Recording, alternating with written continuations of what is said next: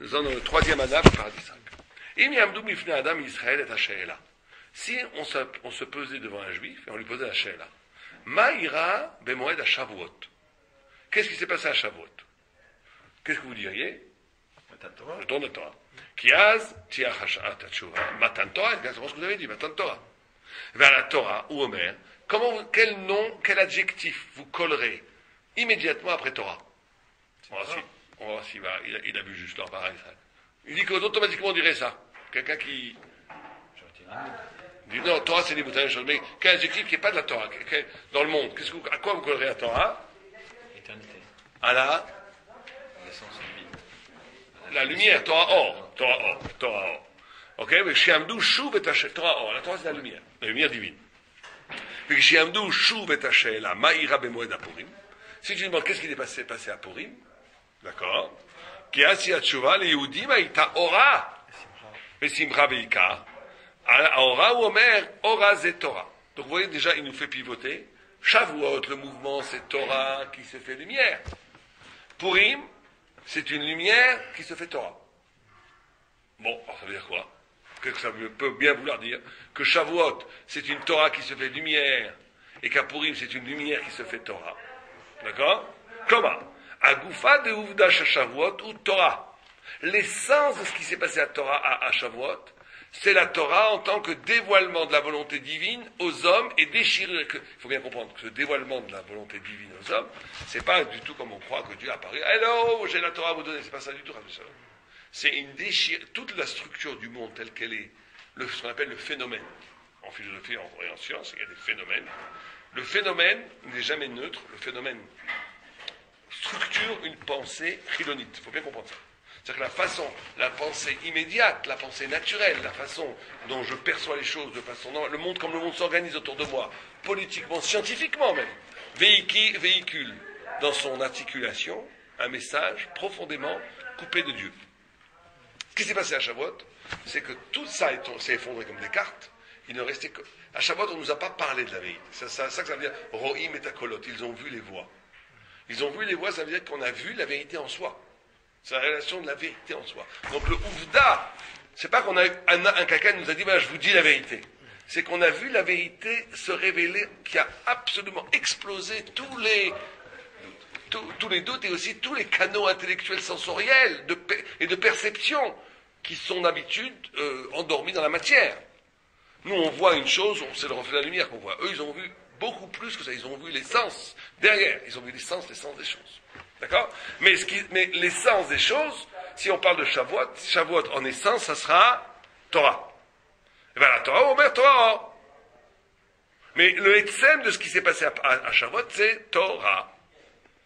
Et là, chez Apirouch ou Or, simplement cette Torah s'est manifestée comme une lumière, mais en essence, c'était la Torah. Ve'elu bepurim, na'afuchu. À Purim, c'est le contraire. Chez Agoufa de Uvda shel Purim ou Ora. Ce qui s'est passé à Purim, c'est un phénomène purement lumineux. Lumière. Et là, chez Apirouch ou Torah, cette lumière est explicitée, c'est traduite, est devenue comme une Torah. Il nous dit une chose, c'est ce qu'il veut dire, que à Shavuot, c'est la Torah qui est devenue lumière, et à Purim, c'est la lumière qui est devenue Torah. Bon, on va comprendre ce que ça veut dire. Betanach, Nehemar, ki David Amelech, Tiken Takanat Asher Naasit lechok ou lemishpat ad hayom hazeh. Qui Anaharim Ayordim.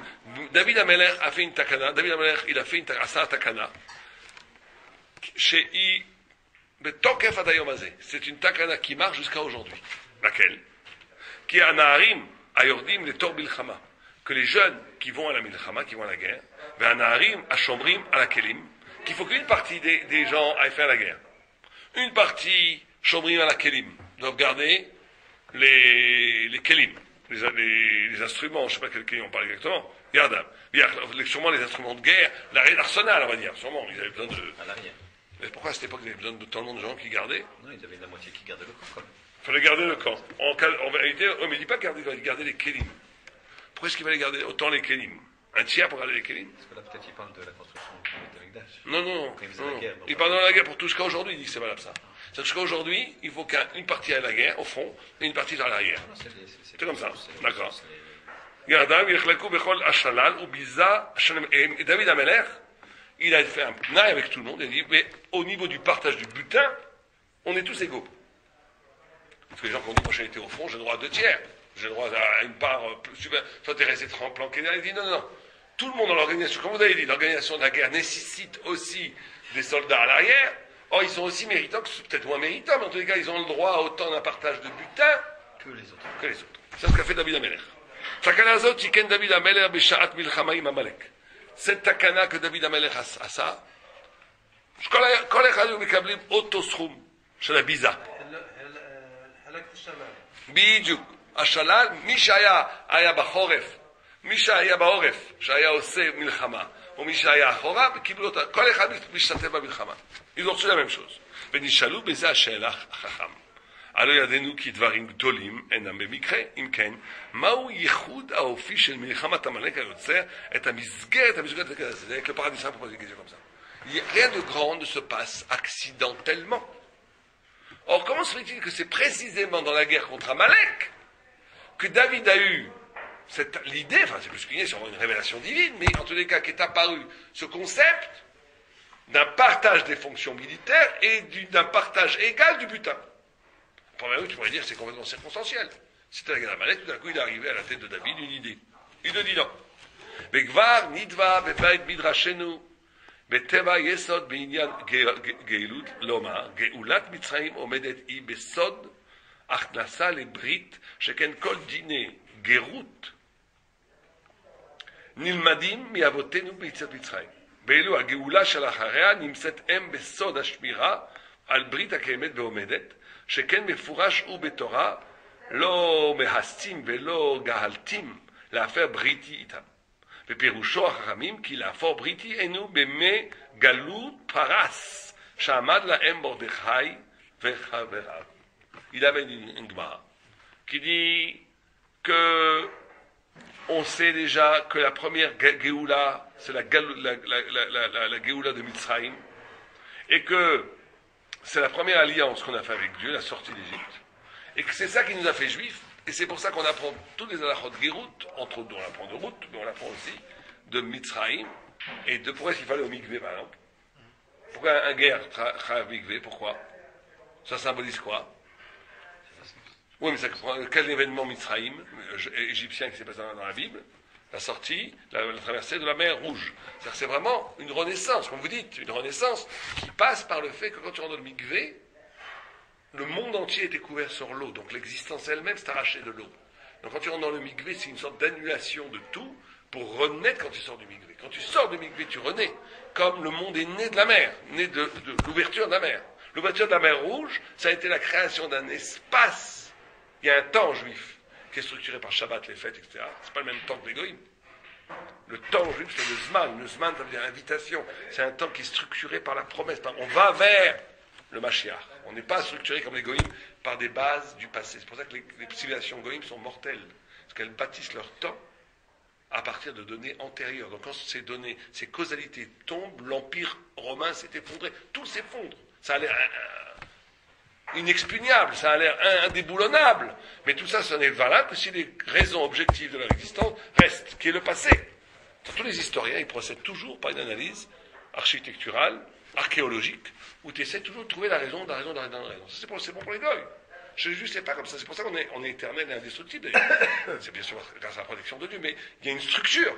C'est que comme on est fondamentalement lié à un temps dont le centre de gravité, dont la colonne vertébrale n'est pas le passé, aussi, mais fondamentalement c'est le futur. Azmana, Zman, ça vient de Azmana. Azmana, ça veut dire invitation. Le temps t'invite à faire quelque chose pour aller vers. Tant que ce futur n'est pas encore réalisé, tant que le Mashiach n'est pas là, on est immortel. Parce que notre temps n'est pas épuisé. C'est pas dépassé, c'est pas encore atteint. Alors que chez les Goïm, à un moment donné, ça va être dépassé, c'est fini, ils vont mourir. C'est normal, comme une plante qui n'a plus de sève, elle meurt. Donc il te dit, le peuple juif est né, il renaît, chaque année, à Pessah.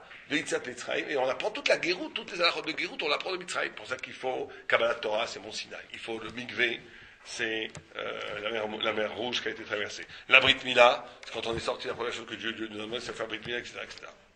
On apprend ça on apprend parce que notre essence, notre brite, notre alliance est réalisée à la sortie d'Égypte. Maintenant, cette alliance se poursuit où en Perse? Il y a même une Gemara qui dit que c'est en Perse que va se renouveler cette alliance, prendre une nouvelle figure, donc Purim. Mais Israël, Boraïta Chadou. Il y a écrit dans le Zohar que Israël et la Torah sont un.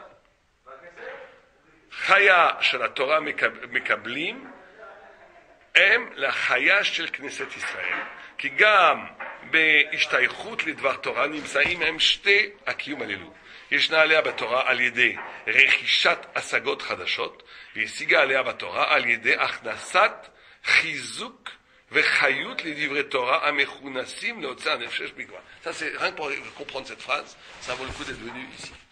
Il dit la Torah, elle a deux kinyan. Un, c'est Asagat Musagim Chadashim. Comprendre des nouveaux concepts. Deux, c'est de donner de la vie et de l'énergie à ces concepts. Quelqu'un qui ne fait pas ces deux choses-là, il ne peut pas penser en Torah. Un, comprendre des nouveaux concepts. Pas rassasser tout ce que tu connais tout le temps. Ça veut dire apprendre le chidouche.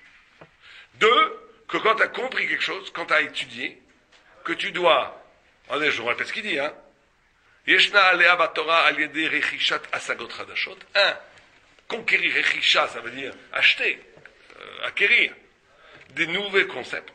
Veyeshna alea batora al yede achnasat chizuk vechayut, de rentrer de la force et de la vie, les livrets Torah, amechunasim le otsera nefesh migvar. Ça veut dire que un, c'est de comprendre quelque chose de nouveau. Deux, c'est pas exactement ce que j'ai dit, je me suis trompé, j'avais dit trop vite. Un, c'est rentrer des choses de nouveau. Deux, c'est revitaliser ce que tu sais déjà. Toujours. Passé futur. Passé futur. Mitzrayim, Amalek, le Mashiach. C'est-à-dire que la Torah elle-même, l'étude de la Torah elle-même, elle va épouser tout le grand récit de l'univers qui a été traversé par le peuple juif. Qui passe par une revitalisation, une vie, une vitalité des choses qui se sont passées avant. J'avais un arabe qui disait une phrase magnifique, il disait, vous disons moderne, vous croyez que la Torah elle est dépassée, elle n'est pas dépassée, elle n'a pas encore été atteinte. Vous n'avez pas encore compris ce qui s'est passé. On n'a pas encore révélé, et même les plus grands n'ont pas encore révélé toute la grandeur de ce qui s'est passé à Israël. Il faut revitaliser. Et par contre, il ne faut pas passer sa vie qu'à revitaliser ce que tu sais déjà.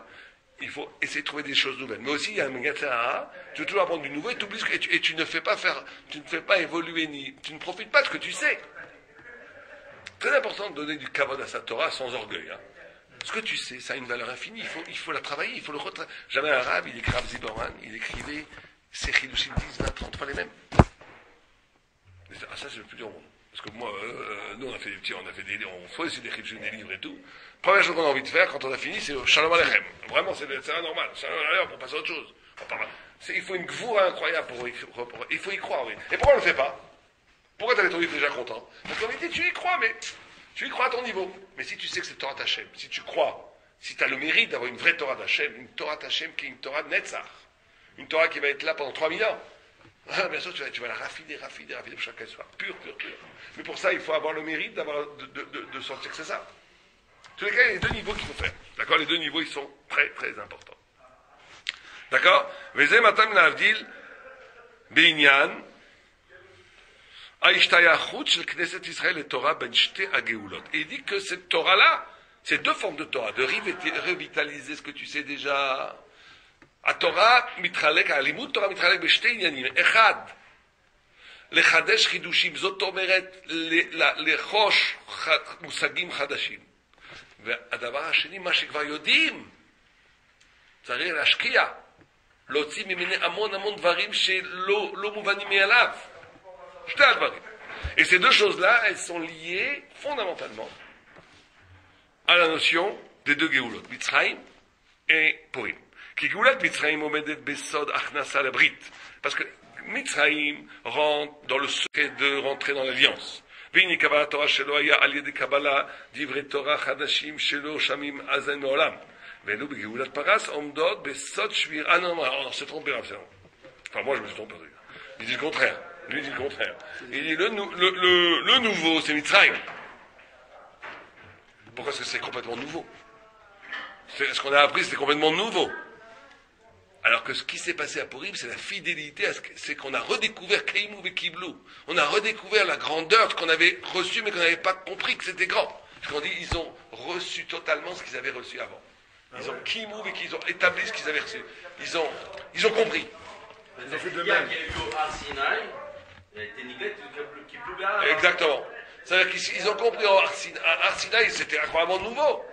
Ils sont entrés dans la bride, dans l'alliance de la révélation divine. Mais c'était, comment dire, c'était intégré, mais pas, c'était intégré. Mais à Purim, ça a été intégré de façon radicalement plus forte parce qu'ils ont compris que cette chose-là, c'était à l'intérieur de leur nefesh, à eux. À eux, au plus profond. Ve'elu begeulat paras, omedet besod shmirat abrit akayemet mikvar. Paras Purim, c'est la shmira de la bride qui était déjà. Ve'ine akabalat Torah, shelo omedet i besod advar Kabula. Kloma, achnasat chiyut chadashim, bedvar Torah, mechunasim, beyotzeraya. Et ça, c'est ça qu'on doit faire après. Bénim ça. Shachidush haikiri, beishuot, gzerot, aman ou baiser. Le plus grand chidouche dans le fait d'avoir délivré des gzerot, des décrets négatifs de Haman, shekan haïta apam arishona shenikayemet banu, aftacha al me'al, meniat afarat abrit, amurzeket beyadenu mikva. Ouais, il dit ça, pourquoi pas Babel? Bon, tous les gars, il dit que c'est la première fois dans l'histoire du peuple juif que Dieu a révélé qu'il ne nous laissera que l'alliance qu'on a fait à la sortie d'Égypte au retour de la Torah, elle est inaliénable, elle ne sera jamais détruite, et que même si le pire des hommes, comme Aman, fera tout pour détruire cette alliance, l'alliance, elle est inaliénable, elle restera toujours. C'est la première fois qu'on a vérifié ça. Quand on est sorti des Xérot de Haman, la simcha extraordinaire que le peuple juif a eue, c'était une simcha de comprendre qu'on n'était plus livré aux circonstanciels politiques historiques, qu'on était éternel. Pourquoi? Parce que dans n'importe quelle circonstance, Dieu nous sauvera.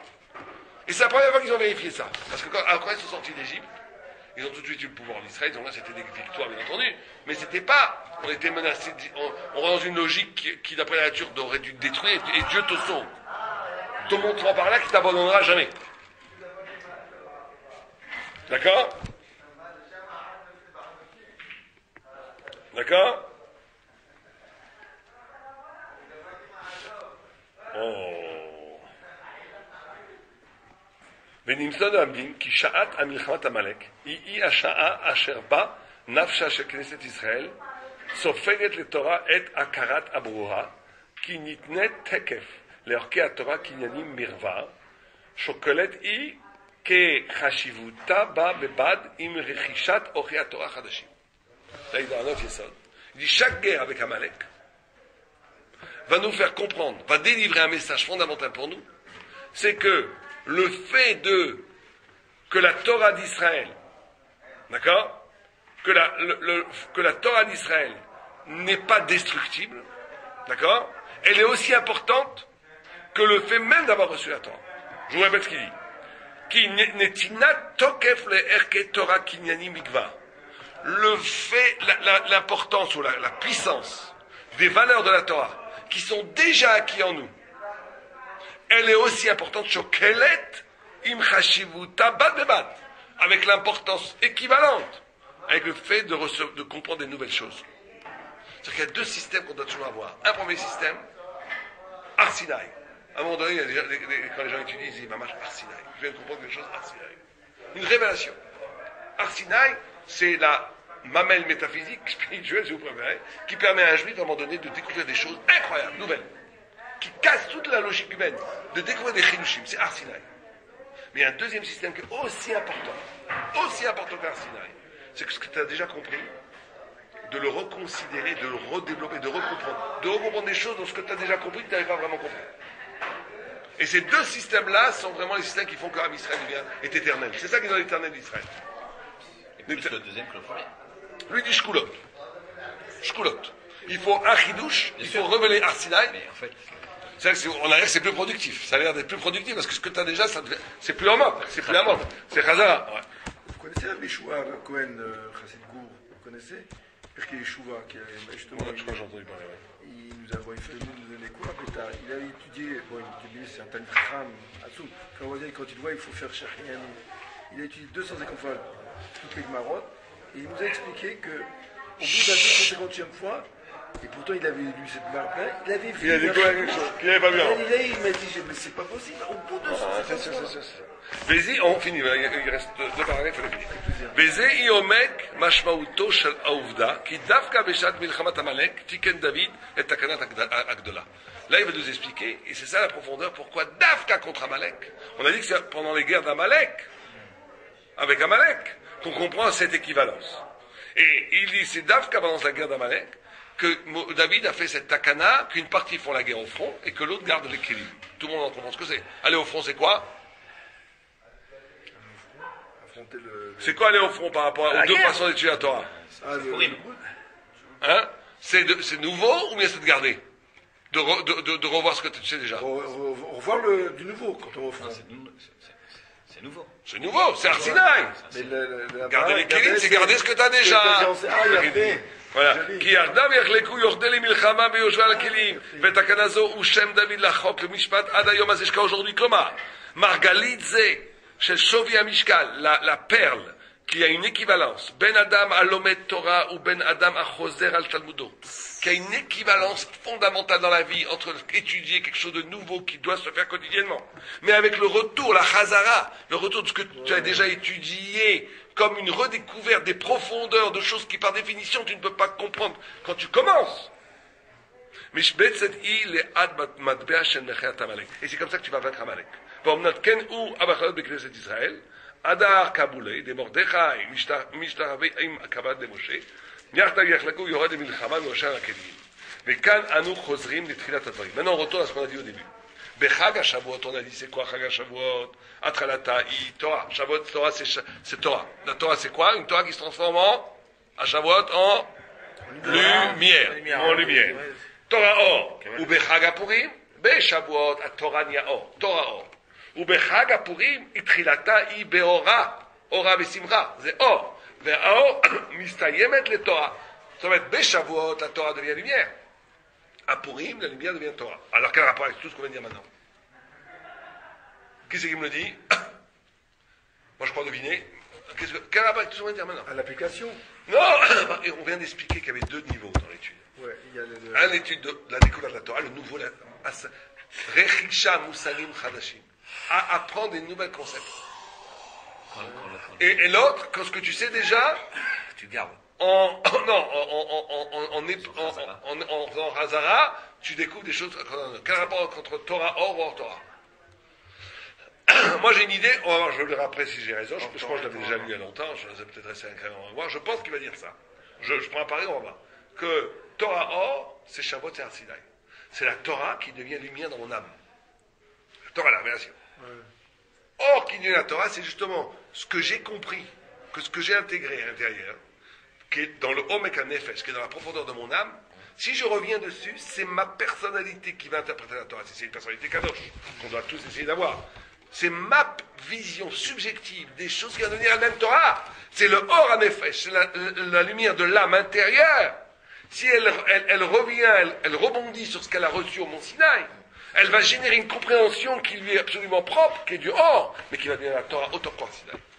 Quand un gadol, il entend quelque chose, il réfléchit, et que sa lumière de son âme, il rebondit et dit des choses, c'est une interprétation un peu subjective.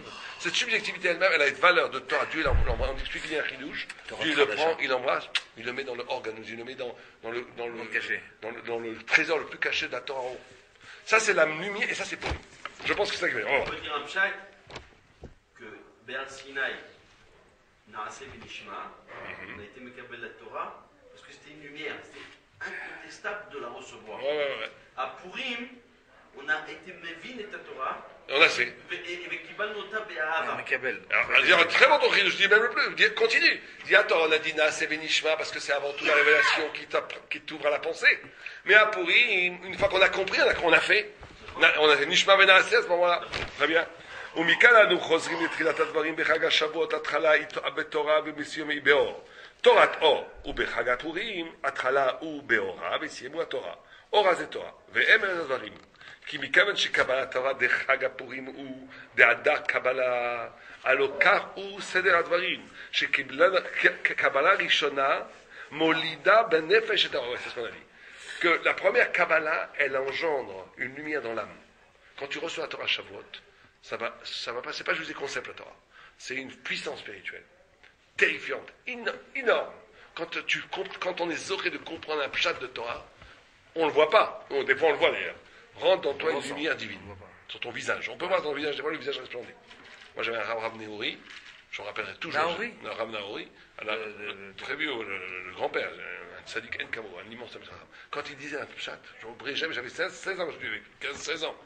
Son lumière, son visage devenait rayonnant. Ouais. Mamache rayonnant. Il était tellement joyeux quand il comprenait des petites choses, waouh, extraordinaire. Mamache, tu voyais le or derrière lui, chez lui, tu le voyais comme dans une glace. C'est normal, le canal est ouvert tout le temps. Ouais. והם הדבורים, כי מכיוון שקבלת התורה בחג הפורים הוא הדר קבלה, הלא כך הוא בסדר הדברים, שקבלת ראשונה מולידה בנפש את אור המתקשרות לתורה, לאור qui lié à la Torah.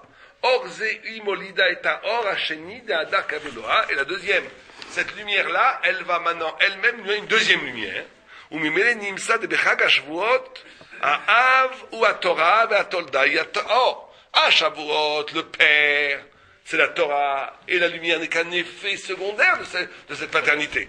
Alors qu'à Chagapurim, à Havor, le père, l'origine, c'est le or, c'est la lumière. La Tolda est la conséquence, il y a Torah, parce que c'est à partir de cette lumière de retour, de ta compréhension, de la façon dont tu vas investir une compréhension, que tu vas produire une pure Torah. Orazé Torah, ve'achok ve'amishpat, adayom azé, ou ki yarda ve'achloku, et les deux auront le même mérite. Celui qui étudie. C'est pour ça qu'on se partage le butin de la même façon quand on fait la guerre. Ceux qui sont au fond, ceux qui gardent les kelim. Les deux ont le même mérite. Le shalal, les milchama, le chevet à la kelim. Quand tu vois la question, il y a un petit parle de ça, c'est un